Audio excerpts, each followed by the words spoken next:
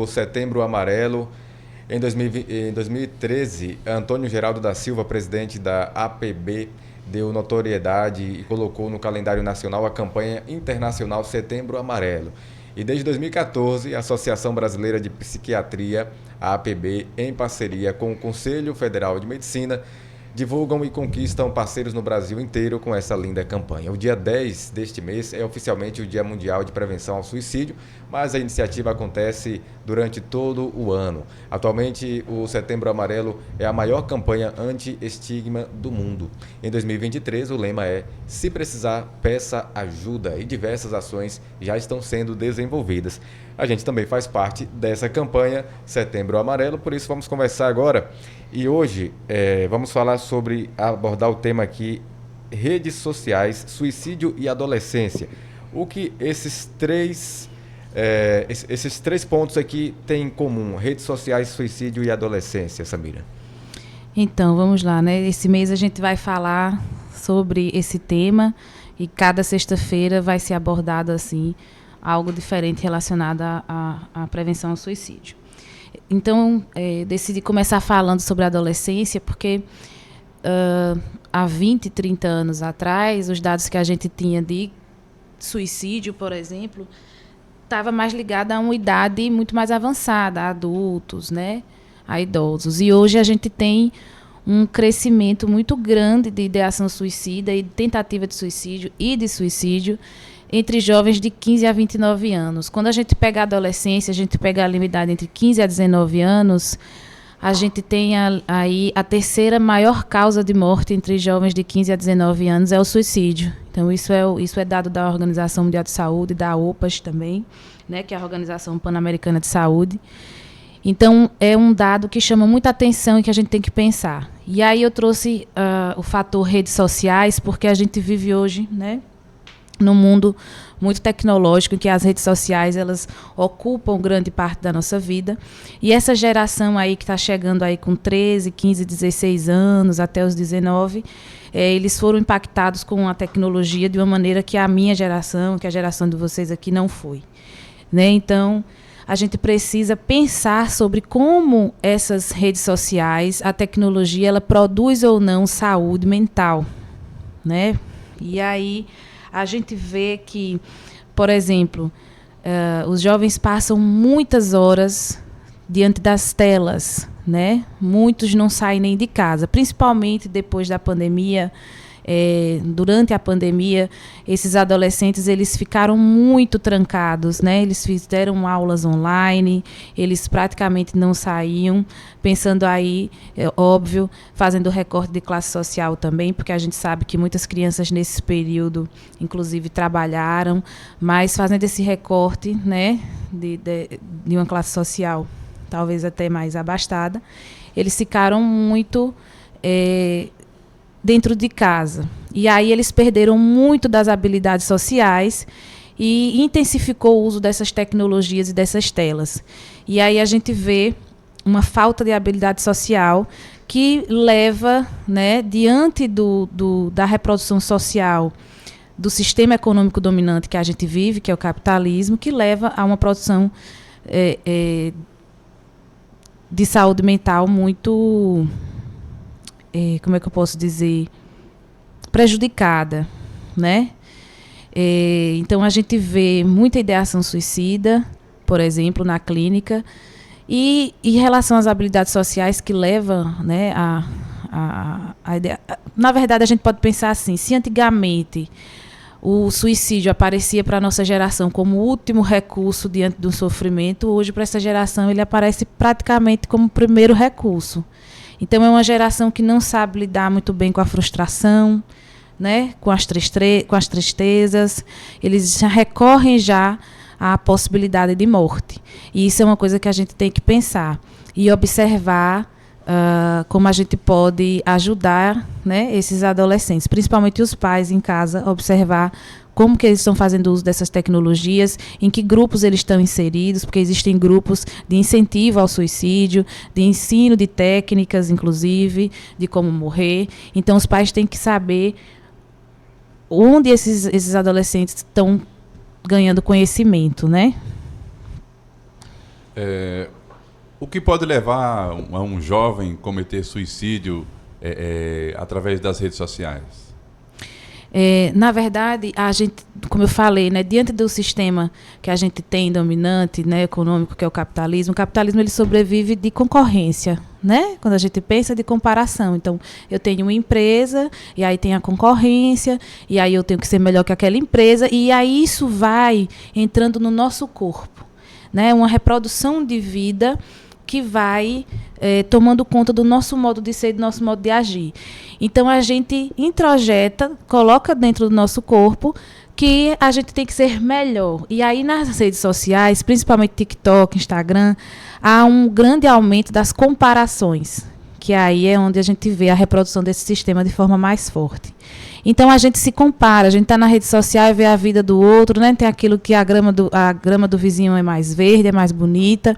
E o adolescente, como ele está num processo de desenvolvimento, ele não tem muito conhecimento sobre a vida, como a gente, enquanto adulto, tem, ele vai achando que aquilo ali é extremamente verdade e começa esse processo de comparação muito forte, né? Principalmente nessas redes onde as pessoas publicam parte da vida. E aí eles começam a ter autoestima muito baixa. Enfim, a gente tem um caso famoso, acho que tem 1 ano, 2 anos, por aí, do cantor da Valquíria, o filho da Valquíria, uma cantora de forró, né? Uhum. Que se suicidou, um adolescente, e muito provocado pelo uso das redes sociais que ele fazia, né? Dos comentários negativos que ele recebia sobre a sexualidade, enfim, e que levou ao suicídio. Então, é muito por aí. Geralmente, nas redes sociais, a gente vê muito um lugar muito propício às comparações. Mas sabendo que essa é uma reprodução social do nosso sistema, que a gente vive. Então, a gente tem que ter um discurso que combata essas comparações. Uma coisa é eu admirar, achar bonito, ter interesse em fazer algo parecido ou igual. Outra coisa é eu ficar me sentindo inferior e me colocando para baixo a partir do que eu vejo numa rede que muitas vezes é mentira, né? Aquilo que está publicado ali. Muito bem, Samira. O adolescente que pensa em se matar tem alguma doença psicológica, doença essa que antes ele não tinha e pode ter contraído através das redes sociais? Na sua maioria das vezes, o adolescente ou a pessoa, né, que chega a tentar o suicídio, cometer o suicídio, ele está passando por problemas de saúde mental, né? Seja ansiedade, depressão, algum outro transtorno. Na sua maioria das vezes, a gente vê aí nesse público, principalmente infanto-juvenil, né, que eles têm um problema muito grande de ansiedade, baixa autoestima, que leva à ansiedade, posteriormente a uma depressão e a ideação suicida. Romário? A minha pergunta é assim, como é que um cidadão comum que não seja formado na área de psicologia, como é que ele pode identificar que o filho ou amigo está num ponto muito grave, próximo ali de cometer o suicídio? Assim, é muito difícil que a gente consiga, até como profissional, muitas vezes, saber que a pessoa está muito próximo, né? A gente vê comportamentos de risco. Geralmente isso é muito guardado, muito escondido? Alguns sim, outros não. Depende muito do caso, do histórico da pessoa.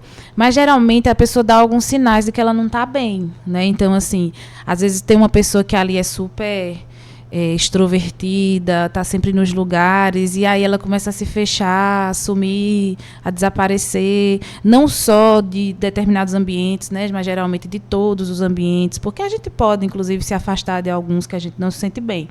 Mas a pessoa que está num sofrimento dentro desse lugar, né, da ideação suicida, ela geralmente começa não é se esconder, mas ela começa a não aparecer mais onde ela aparecia. E também, gente, pode acontecer da pessoa continuar a vida dela normal. Tudo isso está dentro da cabeça dela e ninguém pode perceber alguma coisa. Mas, geralmente, eles dão sinais. Então, assim, eles falam, essas falas de eu queria sumir, estou com vontade de desaparecer, a minha vida está muito difícil. Existe um mito que as pessoas acreditam no senso comum que diz assim, que quem quer se matar não avisa. Isso é mentira e a gente precisa desmistificar isso. Avisa sim, avisa com sinais, avisa dizendo diretamente. E a gente não pode, em nenhum momento, desqualificar essa dor.